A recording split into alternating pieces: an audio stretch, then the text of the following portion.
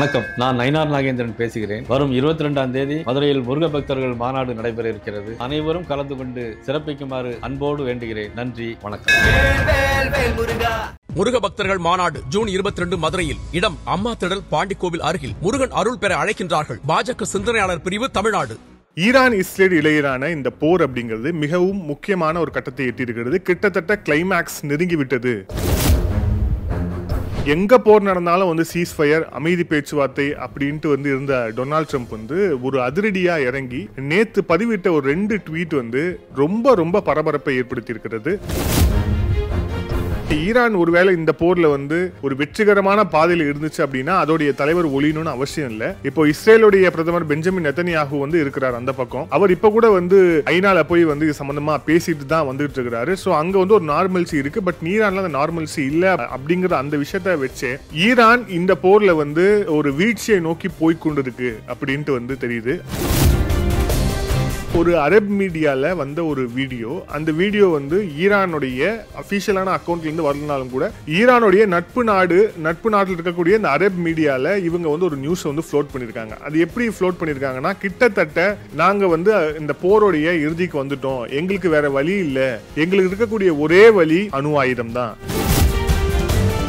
America பங்கர் busters அப்படிங்கிற பாம்ஸை இஸ்ரேலுக்கு தர இருக்கிறதாக சொல்லப்படுது. இந்த பாம் அப்படிங்கிறது 200 அடி வரைக்கும் இருக்கக்கூடிய விஷயங்களை அழிக்கக்கூடிய வல்லமை கொண்டது தான் இந்த பங்கர் பஸ்டர்ஸ். இந்த இஸ்ரேலை விடக்கூடாது, இஸ்ரேல் மனித குலத்தின் எதிரி, சோ அதை அழிக்கணும், இதற்கு அமெரிக்காவும் துணை போகுது, நான் சொல்றது சரியா இல்லையா அப்படின்னு ஒரு ஆக்ரோஷமான ஒரு உரையை அவர் நிகழ்த்தி இருக்கிறார் அவர். ஆனா அந்த உரையை அவர் நேரடியாக அங்க நிகழ்த்தல. ஒரு பெரிய ஸ்கிரீன் காமிக்கிறாங்க, அந்த ஸ்கிரீன்ல அவர் பேசுறாரு. அவர் இப்போ ஈரானுக்குள்ள தான் இருக்காரா அப்படிங்கிற ஒரு சந்தேகமே இருந்துச்சு. ஆதரணியர்களுக்கு அன்பு வணக்கம். ஈரான் இஸ்ரேல் இடையிலான இந்த போர் அப்படிங்கிறது மிகவும் முக்கியமான ஒரு கட்டத்தை எட்டியிருக்கிறது. கிட்டத்தட்ட கிளைமேக்ஸ் நெருங்கிவிட்டது அப்படின்ட்டு நம்ம சொல்லலாம். குறிப்பாக அமெரிக்க அதிபர் டொனால்ட் ட்ரம்ப் எங்க போர் நடந்தாலும் சீஸ்ஃபயர், அமைதி பேச்சுவார்த்தை அப்படின்ட்டு இருந்த டொனால்ட் ட்ரம்ப் ஒரு அதிரடியா இறங்கி நேத்து பதிவிட்ட ஒரு 2 ட்வீட் ரொம்ப ரொம்ப பரபரப்பை ஏற்படுத்தி இருக்கிறது. அதுவும் குறிப்பா உலக நாடுகள் விவாதிக்க தொடங்கிட்டாங்க. அந்த 2 ட்வீட்டே நம்ம இந்த கிளைமேக்ஸ் நெருங்கிடுச்சு அப்படிங்கிறதுக்கான ஒரு சமிக்ஞையை எடுத்துக்கலாம். அந்த 2 ட்வீட் என்னன்னு பார்ப்போம். First tweet we know exactly where the so called supreme leader is hiding. அதாவது ஈரானுடைய சுப்ரீம் லீடர் அப்படின்னு அவங்க அழைக்கக்கூடிய அந்த அலி கமானி அவர் எங்க இருக்கிறார் அப்படிங்கிறது எங்களுக்கு தெரியும். அவரை இப்போதைக்கு நாங்க கொல்ல போறதில்லை. ஆனா ஈரான் அவங்க இந்த மிசைல்ஸ் அனுப்புறது, குறிப்பாக இந்த அமெரிக்கன் சோல்ஜர்ஸை நோக்கி மிசைல்ஸ் அனுப்புறது, இது எல்லாத்தையுமே நிறுத்தணும். எங்களுடைய பொறுமைக்கும் ஒரு அளவு உண்டு அப்படின்ட்டு அவர் போட்டிருக்கிறார். அதுக்கு அடுத்து அவர் போட்டதுதான் இன்னும் ஹைலைட்டு. அன்கண்டிஷனல் சரண்டர் அப்படின்ட்டு அவர் போட்டிருக்கிறார். நிபந்தனை இல்லாமல் சரணடையுங்கள் அப்படின்ட்டு சொல்லியிருக்கிறார். அதுக்கு முன்பாக அவர் விடுத்த அந்த த்ரெட் அப்படிங்கிறது அலி கமானிக்கு. ஸோ அலி கமானி அவர் தான் ஈரானுடைய தலைவர். ஈரானுடைய இந்த இவ்வளோ பிரச்சனைக்கு நடுவிலையும் ஈரானை நீண்ட காலமாக வழி நடத்தி கொண்டிருக்கக்கூடிய ஒரு மத தலைவர் அவர். ஸோ அவரை இப்போ நெருங்கிட்டாங்க அப்படிங்கிறதுக்கான விஷயம் தெரியுது. குறிப்பாக எந்த அளவுக்கு சொல்றாங்க அப்படின்னா, அவர் எங்க ஒளிஞ்சிட்டு இருக்கார் அப்படின்னு தெரியும்னு சொல்றாங்க. ஸோ அவர் எங்க ஒளிந்து கொண்டிருக்கிறார் அப்படின்னாலே, ஒளிந்து கொண்டிருக்கிறான்னு அந்த யூஸ் பண்ண ஃப்ரேஸ் ரொம்ப முக்கியமானது. ஏன் அப்படின்னா, ஈரான் ஒருவேளை இந்த போர்ல ஒரு வெற்றிகரமான பாதையில் இருந்துச்சு அப்படின்னா அதோடைய தலைவர் ஒளியணும்னு அவசியம் இல்லை. இப்போ இஸ்ரேலுடைய பிரதமர் பெஞ்சமின் நெத்தன்யாஹூ இருக்கிறார் அந்த பக்கம்.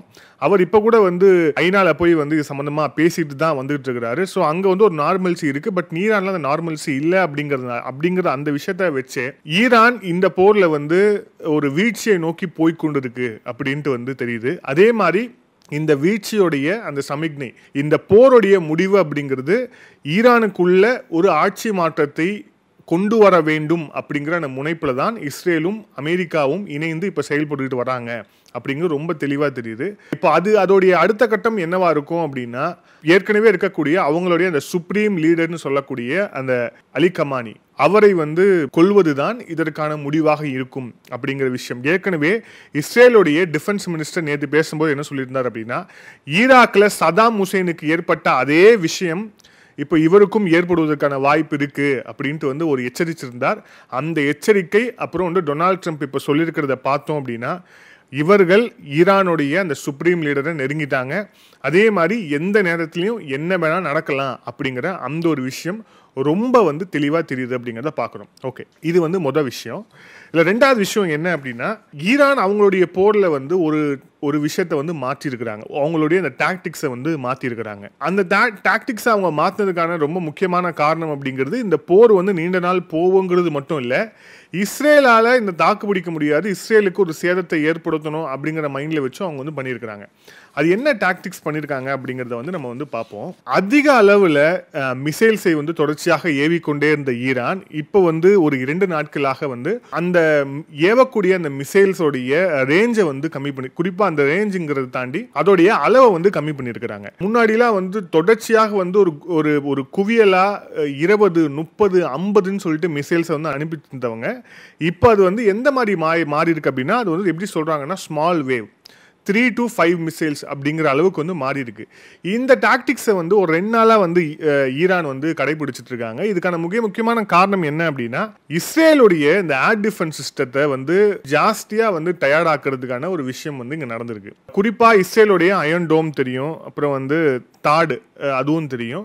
அதை வந்து தயாராக்கணும் அப்படிங்கிற அந்த ஒரு விஷயம் இதில் வந்து ரொம்ப தெளிவாக தெரியுது அப்படின்னு எக்ஸ்பர்ட் சொல்கிறாங்க. அது மட்டும் கிடையாது, இதில் இன்னொரு விஷயம் என்ன அப்படின்னா, இஸ்ரேல் வந்து இந்த அனுப்பக்கூடிய இந்த மிசைல்ஸில் வந்து ஒரு 10லேருந்து 15 மிசைல்ஸ் வரைக்கும் இன்டர்செப்ட் பண்ண முடியும் அப்படின்னு சொல்கிறாங்க. ஆனால் அதுக்கு மீறி இஸ்ரேலுடைய அந்த ஏர் டிஃபென்ஸ் சிஸ்டத்தால் கூட இதை வந்து ஜாஸ்தியாக வந்து இன்டர்செப்ட் பண்ண முடியாது.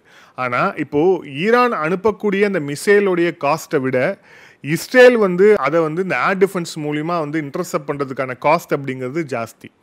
குறிப்பாக சொல்லணும் அப்படின்னா, இப்போது ஈரான்கிட்ட வந்து ஃபட்டா 1 அப்படிங்கிற ஒரு மிசைல் இருக்குது. இந்த ஒரு மிசைலோடைய காஸ்ட் அப்படிங்கிறது வந்து $2 லட்சம். ஆனால் இப்போது இதுவே வந்து தாடு இருக்குது. ஸோ தாடு வந்து அவங்களுடைய அந்த ஏர் டிஃபென்ஸ் சிஸ்டத்தில் ரொம்ப முக்கியமான ஒரு விஷயம். அது வந்து இப்போ ஈரானோட மிசைலை இன்டர்செப்ட் பண்ணுது அப்படின்னா அதுக்கு ஆகக்கூடிய அமௌண்ட் அப்படிங்கிறது $12 மில்லியன். ஸோ அப்போ பாருங்கள், ஸோ எந்த அளவில் வந்து அந்த அஃபேர்ஸ், இந்த வார் அஃபேர்ஸுங்கிறது எவ்வளோ காஸ்ட்லியாக இருக்குது அப்படிங்கிறத தாண்டி, ஸோ எதிரிகள் அதுக்கப்புறம் வந்து அதை எதிர்கொள்ளக்கூடிய நாடுகள் எந்த மாதிரியான அவங்க டாக்டிக்ஸ் வந்து மாற்றுறாங்க அப்படின்னு. ஸோ இப்போதைக்கு ஈரானுடைய டார்கெட் வந்து இந்த ஸ்மால் வேவ் ஆஃப் மிசைல்ஸ் அனுப்பி இஸ்ரேலுடைய ஏர் டிஃபென்ஸ் சிஸ்டத்தை வந்து டயர்டாக்கணும். அதை வந்து அதுக்கப்புறம் வந்து அழிச்சிட்டோம், அதை வந்து அதுக்கப்புறம் வந்து ஏர் டிஃபென்ஸ் சிஸ்டம் இல்லாமல் பண்ணிட்டோம் அப்படின்னா அதுக்கப்புறம் இஸ்ரேல் மீது மிக கடுமையான அவங்களோட மிக முக்கியமான மிசைல்ஸ் எல்லாம் அதுக்கப்புறம் வந்து ஏவலாம் அப்படின்னு வந்து ஈரான் திட்டமிட்டு இருக்கிறது அப்படின்ட்டு வந்து நம்பப்படுது. அது மட்டும் இல்லாமல் அவங்களுடைய ஈரானுடைய அஃபிஷியல் பேஜ்லேயும் அவங்க போட்டுட்டு இருக்கக்கூடிய விஷயங்கள் என்ன அப்படின்னா, மிக முக்கியமான தாக்குதல்கள் தயாராகிட்டு இருக்கு அப்படின்ட்டு. அதில் குறிப்பாக ஒரு அரப் மீடியாவில் வந்த ஒரு வீடியோ, அந்த வீடியோ வந்து ஈரானுடைய அஃபிஷியலான அக்கௌண்ட்லேருந்து வரலனாலும் கூட ஈரானுடைய நட்பு நாட்டில் இருக்கக்கூடிய இந்த அரப் மீடியாவில் இவங்க வந்து ஒரு நியூஸை வந்து ஃப்ளோட் பண்ணியிருக்காங்க. அது எப்படி ஃப்ளோட் பண்ணியிருக்காங்கன்னா, கிட்டத்தட்ட நாங்கள் வந்து இந்த போருடைய இறுதிக்கு வந்துட்டோம், எங்களுக்கு வேறு வழி இல்லை, எங்களுக்கு இருக்கக்கூடிய ஒரே வழி அணு ஆயுதம் தான் அப்படின்ட்டு ஈரான் வந்து சொல்லக்கூடிய ஒரு மெசேஜாக அந்த வீடியோ பதிவு இருக்குது. இதனாலேயும் தான் வந்து இந்த போரை வந்து சீக்கிரம் முடிக்கணும் அப்படின்னு இஸ்ரேல் அமெரிக்கா நினைக்கிறாங்களா அப்படிங்கிற ஒரு கேள்வியும் இருக்குது. ஏன்னா கார்னர்டு கேட் அப்படிங்கிற அந்த ரேஞ்சில் தான் வந்து இப்போ வந்து ஈரான் போயாச்சு.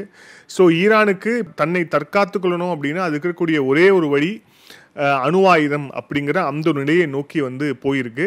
அந்த அணு ஆயுதத்தை வந்து அவங்க எடுக்கிறதுக்கு முன்பாக இந்த போரை வந்து முடிவுக்கு கொண்டு வரணும் அப்படிங்கிற அந்த ஒரு விஷயத்தில் தான் அமெரிக்காவும் இஸ்ரேலும் ஒரு பக்கம் வந்து தீவிரமாக இறங்கியிருக்கிறாங்க அப்படிங்கிறத பார்க்குறோம். ஓகே, இதில் இன்னொரு முக்கியமான விஷயம், இந்த போரில் வந்து இஸ்ரேலுடைய இந்த ஏர்ஃபோர்ஸ் வந்து மிக கடுமையான தாக்குதலை வந்து ஈரான் மீது நடத்தி அவங்களுடைய அந்த டாமினன்ஸ் அப்படிங்கிறது பயங்கரமாக இருக்குது. இப்போ அதில் வந்து இப்போ அமெரிக்காவும் அவங்க கூட வந்து சேர போகிறாங்க. மிக குறிப்பாக அமெரிக்கா ஒரு மிக முக்கியமான ஒரு ஆயுதத்தை, மிக முக்கியமான இந்த நேரத்துக்கு தேவையான ஒரு முக்கியமான விஷயத்தை இஸ்ரேலுக்கு வந்து தரப்போகிறாங்க அப்படிங்கிறது தகவல் வெளியே இருக்குது. அது என்ன அப்படின்னா, பங்கர் பஸ்டர்ஸ் அப்படின்ட்டு வந்து அதன் பெயர் அது வந்து சொல்லப்படுது. ஏன் அப்படின்னா, இப்போ ஈரானுடைய மிக முக்கியமான மிசைல் ஃபேக்ட்ரி, அப்புறம் அவங்களுடைய அணு ஆயுதம் கிடங்குகள், அணு ஆயுத உற்பத்தி செய்யக்கூடிய இடங்கள், அணு ஆயுதத்தை உற்பத்தி செய்துவிட்டு அதை அசம்பிள் பண்ணக்கூடிய அசம்பிள் யூனிட் கம்பெனிஸ், இது எல்லாத்தையுமே ஒன்று கூட விடாமல் குறி வச்சு தொடர்ச்சியாக இஸ்ரேல் வந்து தாக்குதல் நடத்திக்கிட்டே இருக்கிறாங்க. ஆனாலும் கூட ஓரளவுக்கான அவங்களுடைய மிக முக்கியமான மிசைல்ஸ், அப்புறம் அவங்க வந்து இந்த அணு ஆயுதம் தொடர்பான தயாரிப்புகளை அவங்க வந்து அண்டர் கிரவுண்டில் வந்து வச்சிருக்கிறாங்க. யாருன்னா ஈரான் வச்சிருக்கிறாங்க. ஸோ இது வந்து மிக தெளிவாக வந்து இதை வந்து கண்டறிஞ்சிருக்குது அமெரிக்கா, அதுக்கப்புறம் வந்து இஸ்ரேல் அரசாங்கங்கள். இதுக்கு முன்னாடியே அந்த இன்டெலிஜென்ஸ் ரிப்போர்ட்லேருந்து எல்லாமே கண்டறிஞ்சிட்டு இருக்காங்க. ஸோ இப்போ அதனால இப்போ அவங்க அடுத்த கட்டமாக என்ன பண்ணுறாங்க அப்படின்னா, ஏன்னா கிளியரான ஒரு ஏர் டாமினன்ஸை வந்து இஸ்ரேல் வந்து ஈரான் மீது வைத்திருக்கு அப்படிங்கிறதால இப்போ அமெரிக்கா பங்கர் பஸ்டர்ஸ் அப்படிங்கிற பாம்ஸை வந்து இஸ்ரேலுக்கு வந்து தர இருக்கிறதாக வந்து சொல்லப்படுது. இந்த பாம் அப்படிங்கிறது அதான் JUB-57A/B. இதோட அந்த ப்ரிசிஷன் ரேட் அப்படிங்கிறது 1060 kg பிளஸ் வந்து 200 feet 200 அடி வரைக்கும் வந்து இருக்கக்கூடிய விஷயங்களை வந்து அழிக்கக்கூடிய வல்லமை கொண்டது தான் இந்த பங்கர் பஸ்டர்ஸ் அப்படின்னு சொல்லுது. பங்கர்னாலே அது வந்து அண்டர் கிரவுண்டில் இருக்கக்கூடிய ஒரு பாதுகாப்பான ஒரு பகுதி அப்படின்னு இல்லையா. ஸோ இது வந்து பங்கர் பஸ்டர், இது பேரே வந்து அதுதான். ஸோ இதை வந்து இஸ்ரேலுடைய இராணுவத்திற்கு அமெரிக்கா வழங்க இருக்கிறது அப்படிங்கிற தகவல் வந்து வெளியாக இருக்கு. நிச்சயமாக இந்த தகவல் அப்படிங்கிறது ஈரானுக்கு வந்து நல்ல செய்தி கிடையாது. இதுக்கு அடுத்தபடியாக என்ன சொல்றாங்க அப்படின்னா, ஃப்ரோடோ அப்படிங்கிற நியூக்ளியர் ஸ்டேஷன், ஏற்கனவே ஈரானுடைய நட்டன் ஸ்டேஷன்ல, அவங்களோட நியூக்ளியர் ஸ்டேஷன்ல இஸ்ரேல் வந்து மிக கடுமையான தாக்குதலை நடத்திச்சு அப்படிங்கிறத பார்க்குறோம். அது எல்லாமே சர்ஃபேஸ் டு சர்ஃபேஸ் மிசைலை பயன்படுத்தி அவங்க நடத்திய துல்லியமான தாக்குதல். அந்த தாக்குதலில் ஈரானுடைய அந்த நியூக்ளியர் ஃபெசிலிட்டி, அதுக்கப்புறம் அவங்க சேகரித்து வச்சிருந்த ஆயுதங்கள், இது எல்லாம் எந்த அளவுக்கு சேதமாச்சு அப்படிங்கிறத பார்த்தோம். இதில் நியூக்ளியர், அதாவது இதில் வந்து ரேடியோ ஆக்டிவ் லீக்கும் இருக்குது அப்படிங்கிறத இந்த இன்டர்நேஷ்னல் அட்டாமிக் எனர்ஜி அசோசியேஷன் அவங்களும் வந்து இதை வந்து உறுதிப்படுத்தியிருக்கிறாங்க. இந்த நிலைமையில் இவங்க 2வது சென்டருக்கு மூவ் ஆயிருக்காங்க. அந்த 2வது சென்டரோட பேர் வந்து ஃப்ரோடோ அப்படிங்கிற சென்டர். இதுவும் வந்து ஒரு மிக முக்கியமான ஈரானுடைய ஒரு நியூக்ளியர் சென்டர். இதில் வந்து இந்த தாக்குதல் நடந்துச்சு அப்படின்னா இதுவும் வந்து மிக முக்கியமான ஒரு பாதிப்பை ஈரானுக்கு ஏற்படுத்தும். இது ஈரானுடைய அந்த நியூக்ளியர், அந்த ஏற்கனவே சொன்ன மாதிரி அவங்க அடுத்த கட்டமாக வந்து கார்னர்டு கேட் என்ன செய்யும், எதிரில் இருக்கவங்க மேலே பாயும். ஸோ அந்த மாதிரி இவங்க அணுவாயத்தை கையில் எடுத்துடக்கூடாது அப்படிங்கிற அந்த ஒரு விஷயத்தை வந்து நுணுக்கமாக வச்சு தான் இப்போ இந்த பங்கர் பஸ்டர்ஸ் அப்படிங்கிற அந்த ஒரு ஆயுதத்தை அமெரிக்கா வந்து வழங்க இருக்கு அப்படிங்கிறத பார்க்குறோம். ஸோ நொடிக்கு நொடி தகவல்கள் வந்து கொண்டே இருக்கு. எது எப்படியாக இருந்தாலும் இது எல்லாத்தையுமே தாண்டி ஒரு மிக முக்கியமான ஒரு தகவல் இருக்கு. ஈரானுடைய சுப்ரீம் லீடர் அலி கமானி அவர் வந்து எங்கே இருக்கிறார் அப்படிங்கிற அந்த ஒரு தகவல் இன்னமும் மர்மமாகவே இருக்கு. அவர் வந்து ஈரானில் இல்லை அப்படின்ட்டு மட்டும் சொல்லப்படுது. ஜூன் 6ஆம் தேதி ஒரு மிக முக்கியமான ஒரு கூட்டம் வந்து நடந்திருக்கு. அந்த கூட்டத்தில் வந்து ஈரானுடைய மிக முக்கியமான அந்த அரசு கட்டமைப்பில் இருக்கக்கூடிய மிக முக்கியமான நபர்கள் எல்லாமே குழுமி இருந்த இடம். அங்கே வந்து ஒரு பெரிய ஸ்க்ரீன் போட்டு அதில் வந்து அலி கமானி வந்து பேசுகிறாரு. அந்த பேச்சில் கூட அவர் வந்து இந்த இஸ்ரேலை வந்து விடக்கூடாது, இஸ்ரேல் வந்து மனித குலத்தின் எதிரி, ஸோ அதை வந்து அழிக்கணும், இதற்கு அமெரிக்காவும் துணை போகுது, நான் சொல்றது சரியா இல்லையா அப்படின்னு வந்து ஒரு ஆக்ரோஷமான ஒரு உரையை வந்து அவர் வந்து நிகழ்த்தி இருக்கிறார் அவர். ஆனா அந்த உரையை வந்து அவர் நேரடியாக அங்கே வந்து நிகழ்த்தல. ஒரு பெரிய ஸ்க்ரீன் காமிக்கிறாங்க, அந்த ஸ்க்ரீனில் அவர் பேசுகிறாரு. இந்த மாதிரி விஷயம் நடக்கிறதே தவிர அவர் இப்போ ஈரானுக்குள்ளே தான் இருக்காரா அப்படிங்கிற ஒரு சந்தேகமே வந்து இருந்துச்சு. இப்போ வந்துட்டு இருக்கக்கூடிய தகவல் அடிப்படையில் பார்த்தோம் அப்படின்னா அவர் மாஸ்கோவுக்கு தப்பி சென்று விட்டார் அப்படிங்கிற தகவலும் வந்து வெளியே இருக்கு. ரஷ்யாவுடைய தலைநகர் மாஸ்கோவுக்கு வந்து அவர் வந்து தப்பி சென்று விட்டார் அப்படிங்கிற தகவல் வந்து வெளியே இருக்கு. இதையும் தெரிந்துதான் டொனால்ட் ட்ரம்ப் வந்து அலி கமானி எங்க இருக்கிறாருன்னு தெரியும், ஆனால் நாங்கள் இப்போதைக்கு கொல்ல போறது இல்லை அப்படின்ட்டு சொன்னாரா அப்படிங்கிற அந்த ஒரு விஷயமும் அதுல இருக்கு. ஸோ இதுல வந்து மிக நிச்சயமாக இந்த போர் வந்து ஒரு நீண்ட நாட்கள்லாம் நகர போறது இல்லை. அதே மாதிரி ஈரான் வீழ்ச்சியை சந்தித்து கொண்டிருக்கிறது. ஈரானுக்கு இருக்கக்கூடிய அந்த கடைசி ஆப்ஷன்ஸும் வந்து எடுக்க முடியாத அளவுக்கு செய்யணும் அப்படின்ட்டு அமெரிக்காவும் இஸ்ரேலும் தீவிரமாக நகர்ந்து கொண்டிருக்கிறாங்க. அடுத்தடுத்து என்ன நடக்குது அப்படிங்கிறத பொறுத்திருந்து பார்ப்போம். மீண்டும் இன்னொரு காணொலியில் சந்திப்போம். அதுவரை நன்றி, வணக்கம்.